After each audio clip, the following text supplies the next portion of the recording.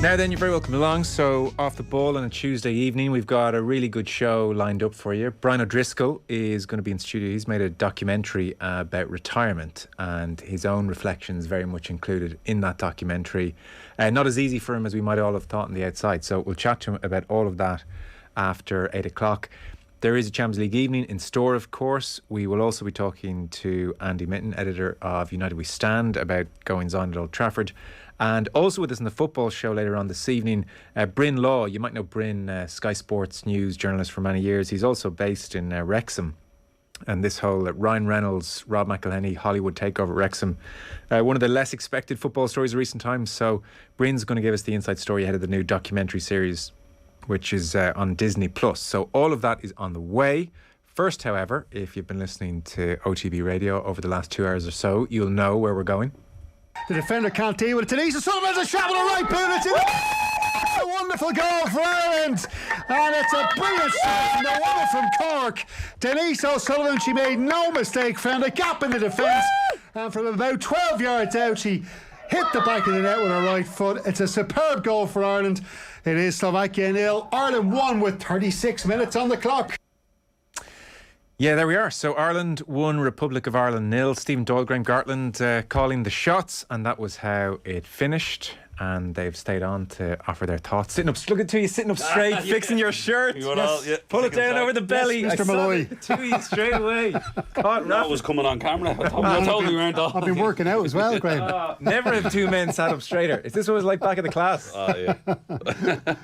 Doyle, sit up straight. So, what are we saying about that game? Well, the last game I did on commentary of this Irish team was against Georgia, that ended in a 9-0 victory.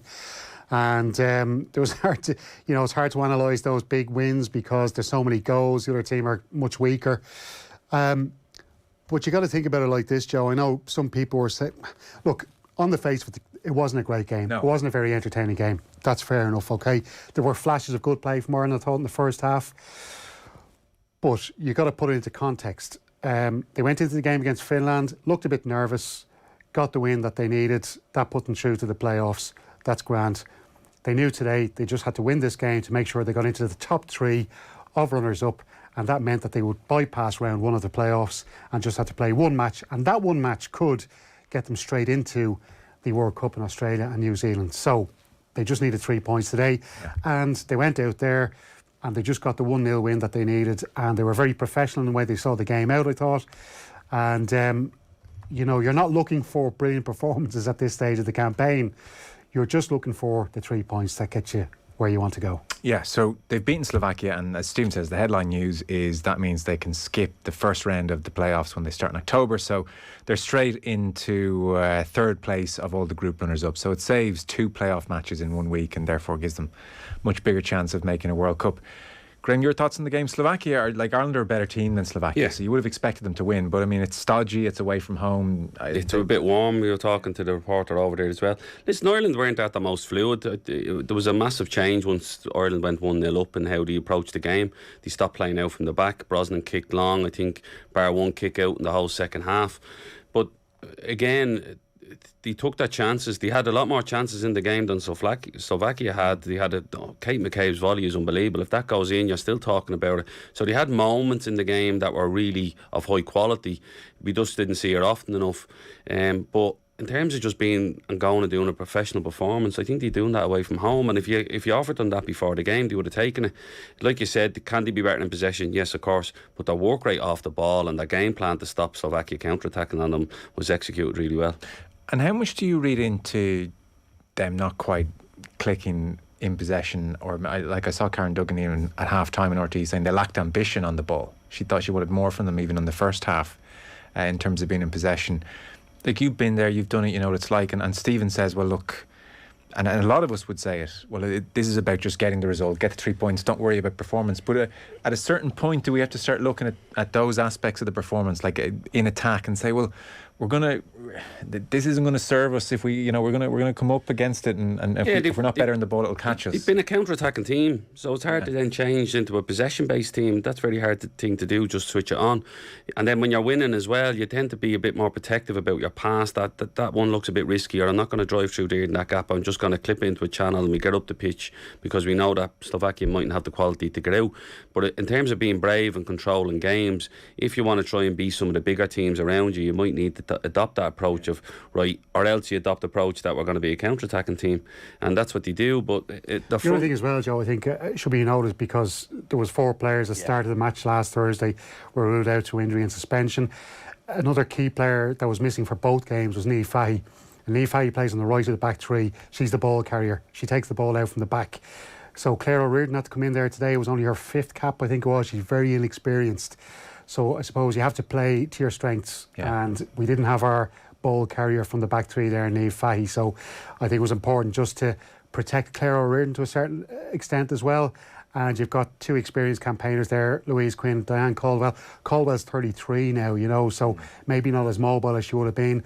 And Louise Quinn she's the anchor of that back three, so can't really get forward too much. So I think that plays a part in as well why Ireland maybe weren't as progressive as we would have seen in previous matches. Well, I guess as well, I mean, against the better teams, being a counter-attacking side is just fine anyway. Yeah, that's what I'm saying. And with the front three that they have, like Payne, McCabe and Zoo were excellent. Like, but O'Sullivan, the ground she covers is fantastic. She glides around the pitch, but she has quality to go with it as well. She's a wonderful footballer. Her and McCabe link up really well, and they're a joy to watch when they're full flow. Denise O'Sullivan's like Kante getting across the ground. Yeah, do you know what? I was just saying to Graham off air there, she's one of those players, she just glides. It's unbelievable. You can't see her taking steps almost. I know. She covers so much ground effortlessly. But the willingness to do it from all of them, Aga midfield as well, they got back in so well and stopped count.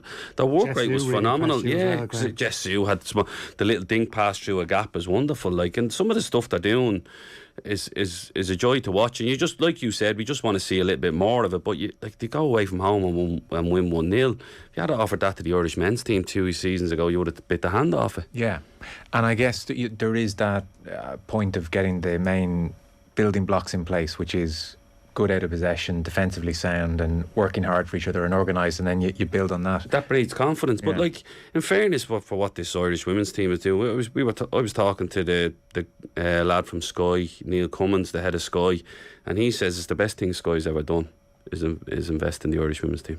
It's the best thing that Sky have ever done. So it just shows you what they're bringing to the country and what they're bringing to young girls. Like I was talking off air, my niece goes to every game. Hannah, she goes to every game. It's gripped the nation a little bit, and just a feel good factor around it. Yeah, I know. I do think about, I mean, I've heard people make the point, well, it's a very young audience at these games, and I mean, like in 10 years' time, when Hannah's in her 20s, that's the audience everybody's chasing, and they'll have grown up with this team, and they'll be filling out the Aviva Stadium. So that's why, like, we are at the start of something very, very exciting here. And it has to grow, and there's going to be times when they don't maybe perform to our expectations, but they're getting results against good team. They only lost 1 game in the group. It's a fantastic. No, it's been a great group, to be fair. I think the other thing as well is that Courtney Brosnan would have had her doubters. Fair enough, because there was a couple of errors that she made in qualifiers in the last campaign for the Euros. She kept 5 clean sheets in 8 games in the qualifiers. Massively improved. Brilliant progress. Like, I was a doubter. You could not be a doubter. You'd have to have had she's been so good this campaign. Yeah. It's dead right to mention her. On Jessou, so she got player of the match as well. Yeah. She's a very young player still. She's born in 6th of June 2002, just to make everybody feel a touch old. She's recently moved to West Ham. She's really lively. Yeah, she's excellent, and you touched on it, that she came through a Shelbourne as well, and they've produced a few. I think Kiernan as well followed her, and she was excellent. Full of running, but not even that. She showed some quality in the first half. I think she chopped the centre back 3 times, and I was trying not to shout into the mic, because she just turned her inside out. And then that, like I said, that little clip pass through into McCabe is just such inventiveness. But there's no fear in the younger players coming through. But again, Kate McCabe's on the screen behind us. She's led the way in terms of being willing to take the ball in tight spaces. Her balance is fantastic. Her little sister is coming through now as well, so you might see 2 McCabes in the Ireland team in the next 5 years. Katie McCabe got roughed up tonight. Yeah, she took a couple of heavy challenges. Stephen was saying especially that she needed a lot more protection from the referee. She took a lot of heavy tackles. Some of them were nasty. The one that actually she gets booked on is probably a red card. But it's a willingness to take the ball in spicy faces, and her balance. She's so well balanced and sits down, and that gives her the power to push away from people. She's fantastic. She's tough though, isn't she? Yeah. She's really hard. She's hard as nails, and that's from her own neck of the woods as well. That's us. You're from the nicer part of Tala than me now. But he was private owned houses. We're council. Okay, you're the posh one. Yeah, he's the posh one, as you can tell. But she, it's her toughness though. She really, she was taking those tackles and she was getting up. She was dusting herself off and straight back into it. I think she's a real. I remember because I started covering Ireland women's games back in. Actually, Sue Rowland spoke about it this morning. The European campaign where they really put Germany under pressure, and they had that game at Tallaght Stadium where they were beaten 3-2 by Germany. Germany got lucky with a goal right at the end, and Ireland led in that game as well early on.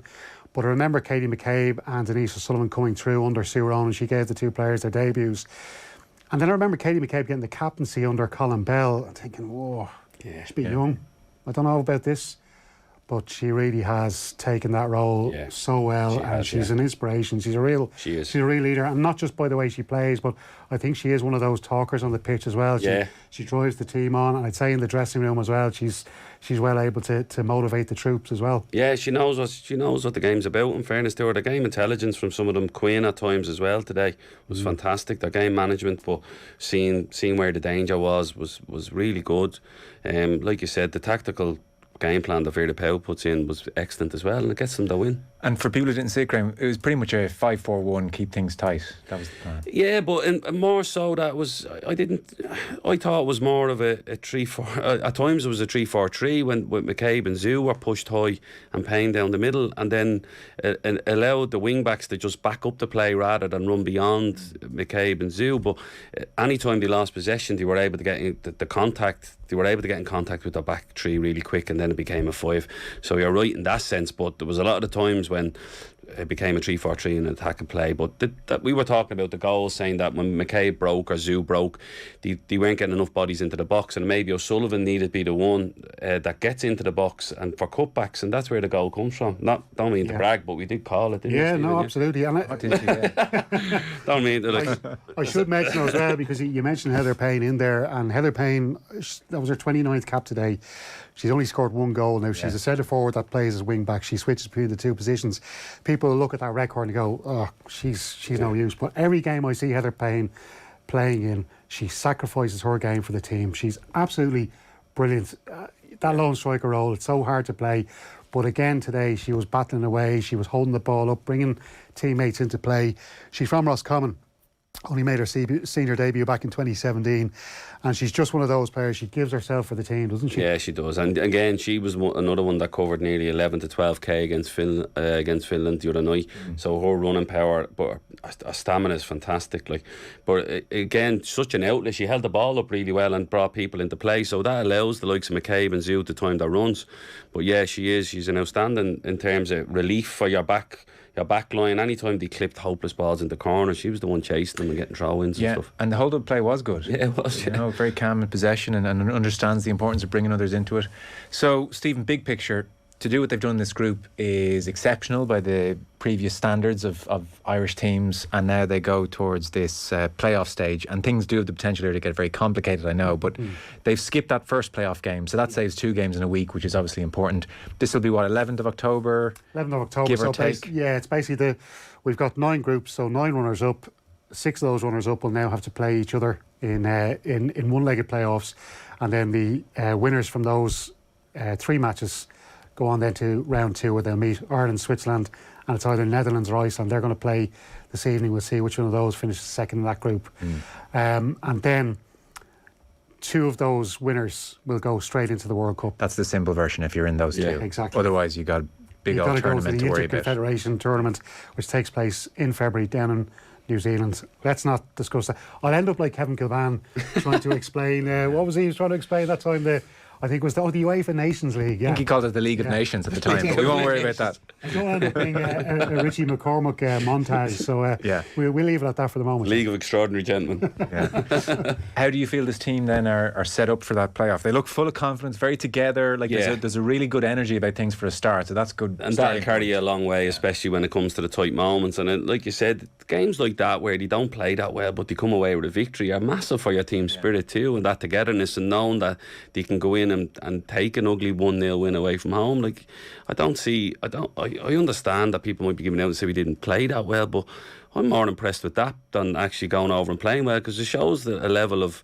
sort of professionalism and cuteness and ruthlessness in a game that you need to go away and win away from home. Because sometimes teams on the up, or average teams, have to play very well to win. Yeah. And it's nice that they're getting into a space now where they really are in a good habit of getting the job done regardless of how they do it. That's 2 in a row exactly now. Because you only have to go back to the last campaign when they had that game against Ukraine, which they had to win. Yeah. I don't know, poor old Katie McCabe, she missed a penalty in that game, and it was one of those matches where they were expected to win and they didn't win. Yeah. Today they go in, and on Thursday as well, play Finland. Maybe not expected to win that match so much, but today they're expected to win that game, and they did it with all that pressure on them, and they come through flying colours. Yeah. Winning when you're supposed to win is tough, and all the pressure's on you. Especially away from home, I would think as well. That's harder to win than being an underdog, when all the expectation is on you to win the game, because you know that the other team is going to give you everything, because they're playing with this heightened sense of, if we win it's a bonus, but if we don't we're still okay. But when all the pressure's on you to win, it's tougher. Yeah. Okay, fellas, thank you very much for that. Thank you for staying on for the time being. Graham Gartland and Stephen Doyle were on commentary of the game, and our football coverage is with thanks to Sky, proud partner and supporter of our women's national football team. Out, believe together and show support as Ireland look to make history and reach their first ever World Cup. We'll take a very short break and then the news round as usual. Brian O'Driscoll on the way after 8 o'clock.